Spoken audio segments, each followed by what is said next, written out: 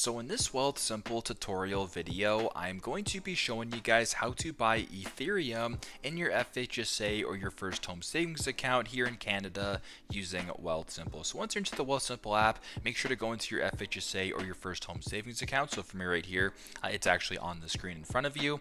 Now what you want to do after this is go to the bottom sort of left area and press on where it says trade. Now, if you just wanted to buy Ethereum, you can simply just go to the top here where it says trade, you go to the search bar and type in ETH, ticker symbol ETH ETC for Ethereum, or is it ETC?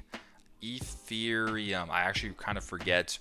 It's ETH. There you go. You can press on Ethereum right there under cryptocurrency. But so you can go ahead and press on that, and there you go. Also, what you can do though, if you want to browse some other cryptocurrencies as well, perhaps exit out of this, go to the bottom left, press on the magnifying glass, go to the top search bar.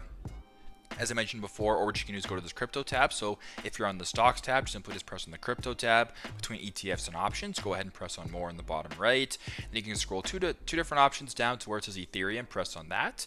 Now go to the bottom left and press on buy.